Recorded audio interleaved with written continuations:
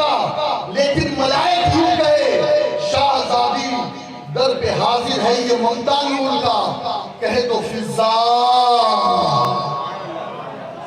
कहे तो फिजा दे दे सोने का निवाला नूर का, कहे तो फिजा, कहे तो फिजा दे दे सोने का निवाला नूर का, अरे अपने बच्चों का तसद्दुक दे दे सदका नूर का। ऐ रजा ये अहमदे नूरी का फैज़े नूर है, हो गई मेरी गजल पढ़कर कसीदा निदा। ये जश्न बड़ा अहम है, क्यों?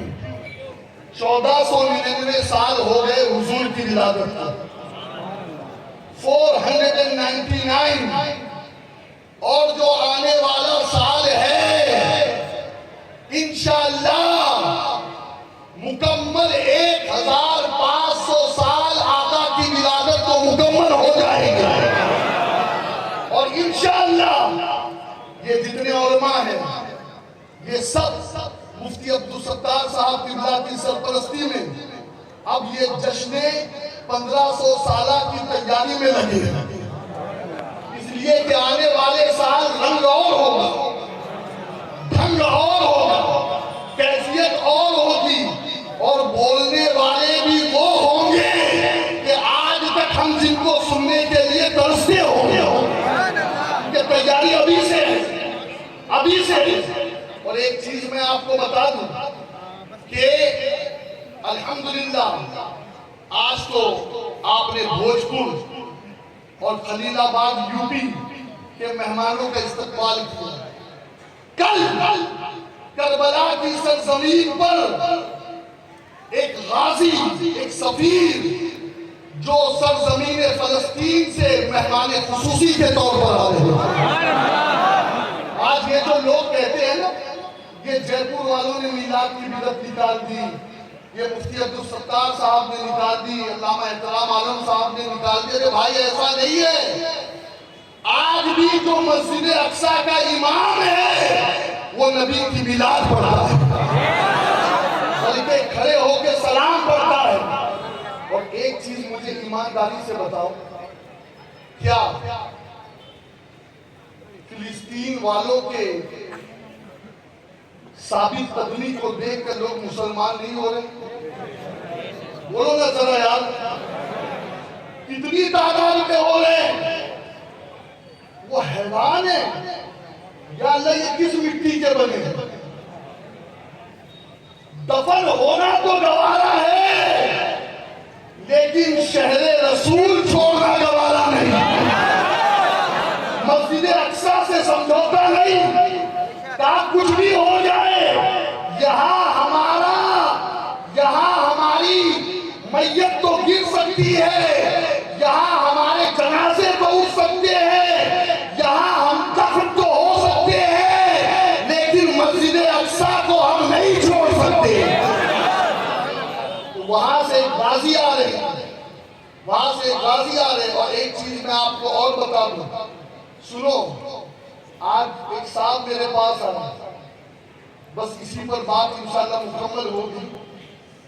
आप जानते हैं कि वक्त अल्हम्दुलिल्लाह बहुत करीब आ रहा है विलादत रसूल का, और मेरे बाद भी आपको एक मेहमान को सुनना है, और ये फकीर भी सिर्फ तहरीर से नेमत के तौर पर अर्ज कर रहा है कि 4 जगह बोलकर आया और 2 जगह मुझे जाने।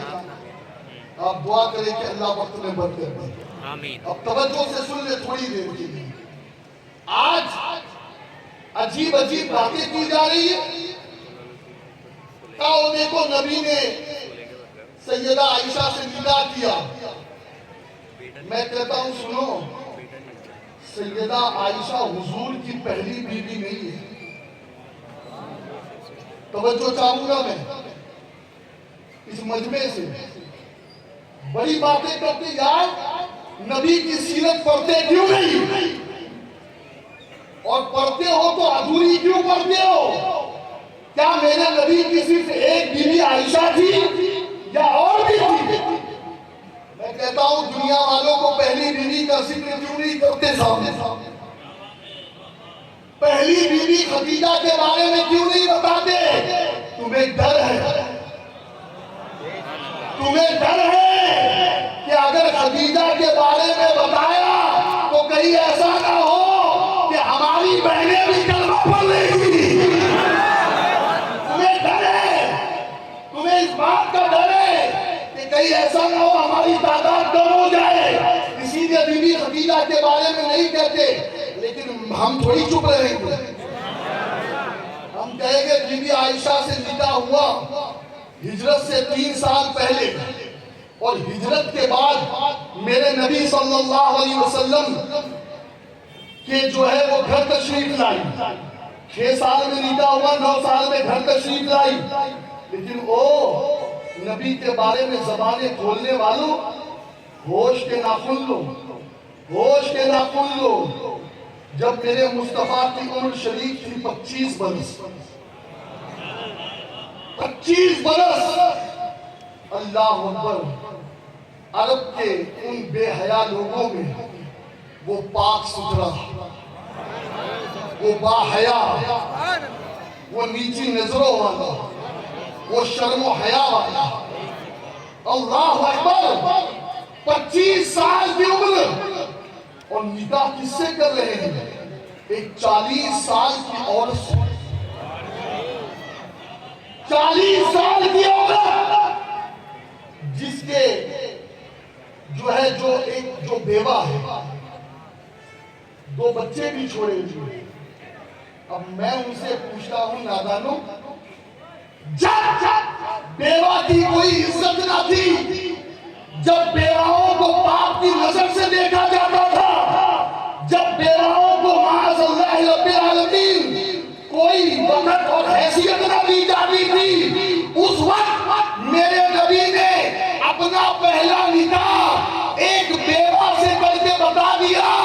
ओ जमाने वालों देखो, कुंवारे को तो हर कोई पूछता है, कुंवारी को तो हर कोई पूछता है, कुंवारी की हर कोई इज्जत करता है। लेकिन मोहम्मद ने अपनी उम्र के, जवानी के 25 साल